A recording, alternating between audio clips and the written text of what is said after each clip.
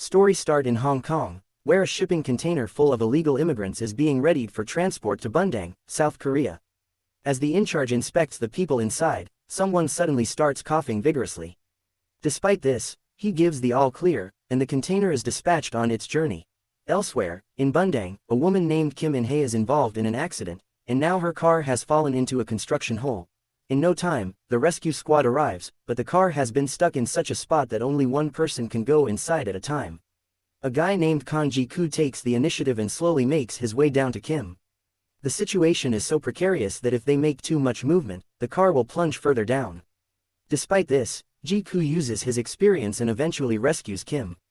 After the successful rescue operation, Ji-ku approaches Kim and tries to initiate a conversation, but the latter simply ignores him and leaves in the ambulance. That night, Kim calls Ji-ku and asks to meet at the same spot where the accident took place. Ji-ku is excited, believing that Kim has called him to appreciate his efforts. However, on reaching, he gets dejected to find out that she has simply called him to retrieve her bag from the hole.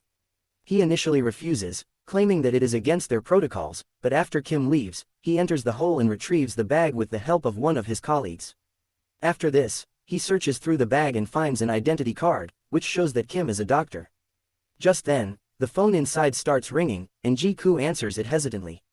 Kim's daughter, Mi-ru, is on the other side, and after a small chat, Ji-ku agrees to meet her after school.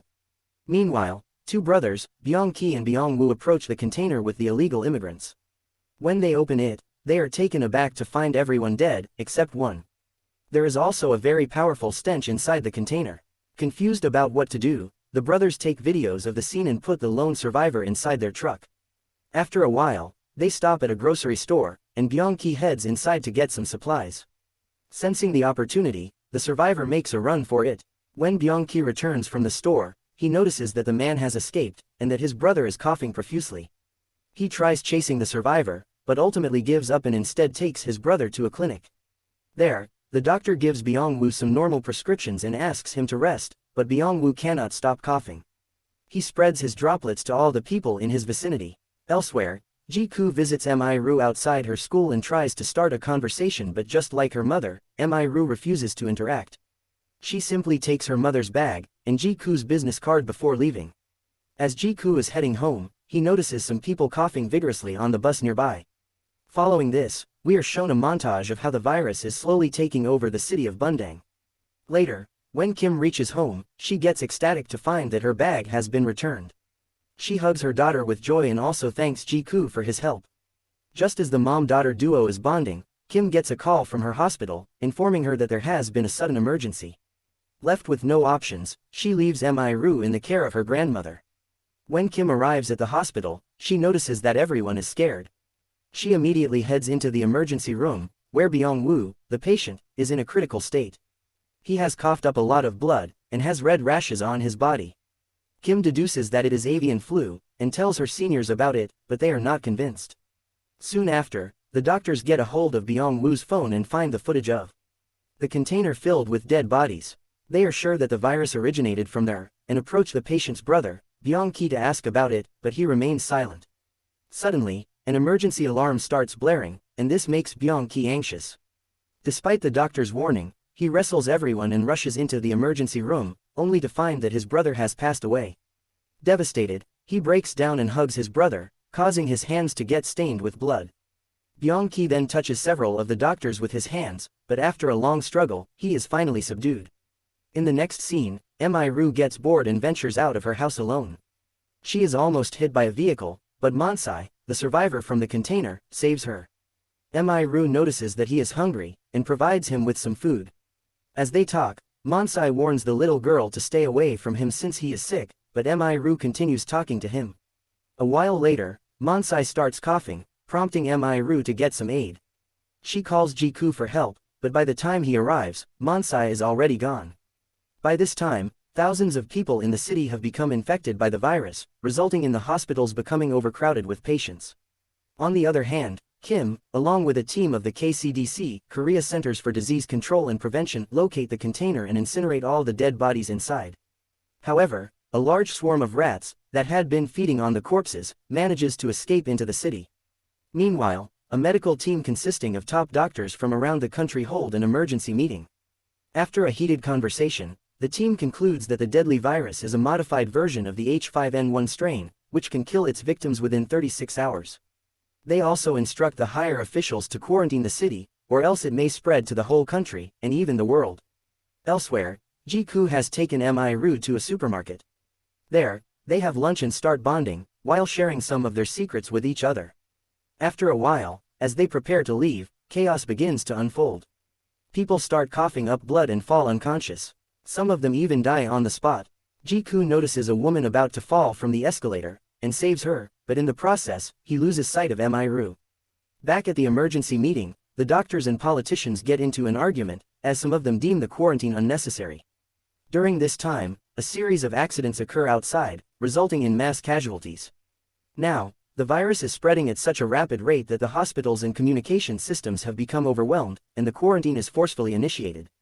Fearing for their lives, the politicians and doctors decide to fly to Seoul and continue their research there.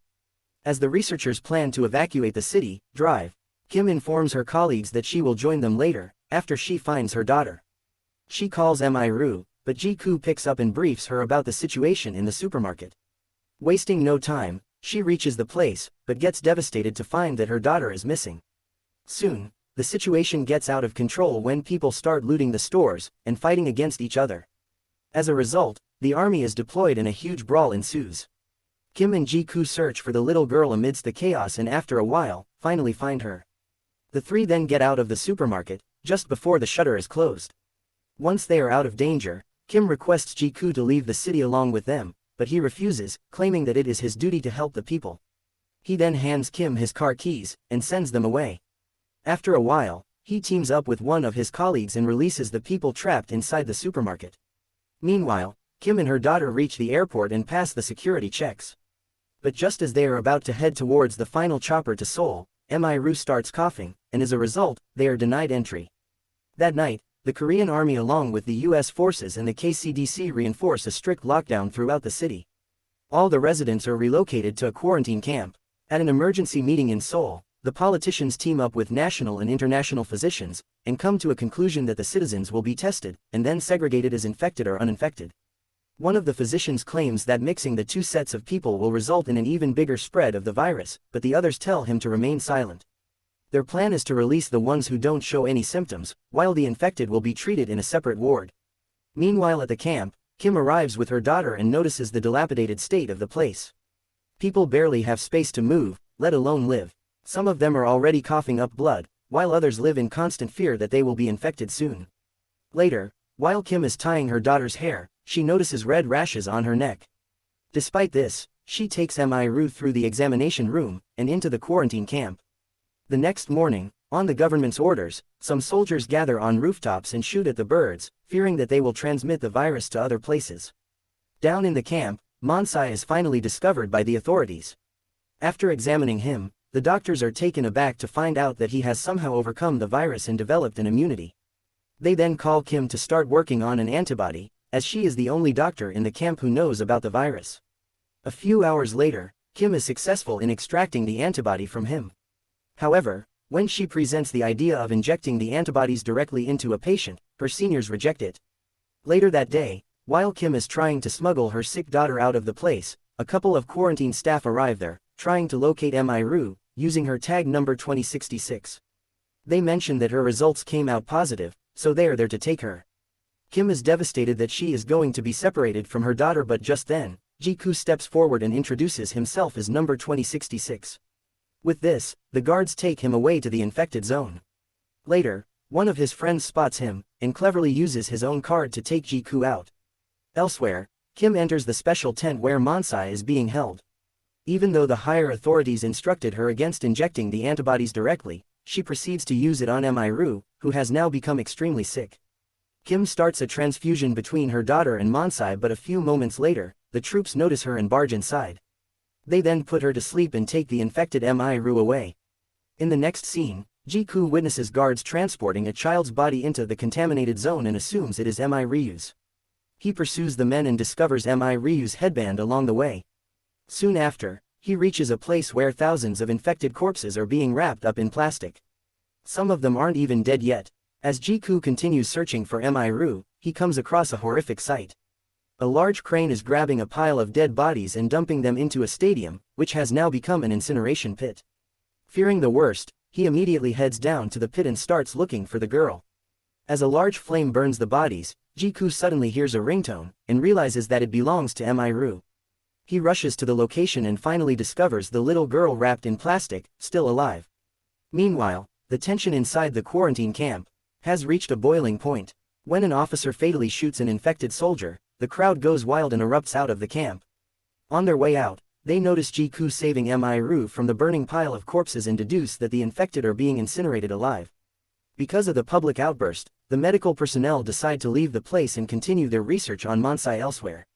They ask Kim to accompany them, but she refuses, claiming that she has to find her daughter. As they are heading out, Byung-ki notices Mansai and fatally stabs him as vengeance for the loss of his brother. At the same time, Kim desperately searches for her daughter around the camp, but fails to find her.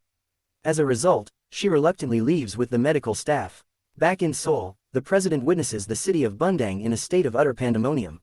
He is under constant pressure by a member of the UN, Schneider, to eliminate the infected, so that they don't cross the border. Despite this, he orders the army to stand down, until an antibody is made. Schneider and the vice president aren't happy with the decision, but they decide to wait for the antibody. Unfortunately, things take a turn for the worse when Mansai dies in the ambulance, and with this, their hopes of developing an antibody also dies. When the vice president learns of this, he secretly instructs the army to stop the outraged civilians from entering the Seoul border. While several civilians are killed in the shootout, Jiku somehow escapes the place with Miru, who, by this time, has started to feel better. She is even able to speak, implying that the antibody worked on her. Elsewhere, Kim rushes to meet her daughter, but she is stopped by the armed soldiers. She repeatedly mentions that her daughter has the cure, so one of the soldiers takes her to their base, to communicate with the president. Back on the streets, a man overhears Jiku saying Miru has the antibody, so he goes after them. When the girl is alone, he takes her to an isolated room and tries to extract her blood. Fortunately, Jiku arrives with his friend, and the three engage in a brutal fight. At last, Jiku manages to kill the man, but his best friend is severely injured in the fight. In the meantime, Kim talks with the president and informs him that her daughter has totally been cured of the virus, and may have the antibody to it. Hearing this, the president orders his soldiers to hold their fire, but Schneider isn't convinced, and he tells them to keep shooting. After a while, Kim reaches the border, and when she sees Miru among the infected, she runs towards her. Unfortunately, as she tries to take her daughter over the containment line, she is shot, as per the orders of Schneider. But before the soldiers can do further damage, Miru shields her mom, and repeatedly tells the men to not shoot. This warms the hearts of everyone, including the soldiers, and they stand back. Even the infected people get renewed motivation and they start running towards the border. On the other hand, when Schneider sees the soldiers refrain from shooting, he calls an airstrike. This enrages the president, and he orders his men to shoot the fighter planes if they enter Bundang. As a result, the two get into a heated confrontation, but at last, Schneider backs down. After the danger is averted, the president goes live and announces to everyone that he will find a cure, and do whatever it takes to save his people. In the last scene, Miru is sent to Seoul to create a vaccine, while Kim and Jiku stay behind. The movie ends as a reporter announces that the vaccine has become successful, and the people of Bundang will be the first ones to receive it. And that's where story ends. Thank you guys for watching, and please like, comments, and subscribe for more video like this.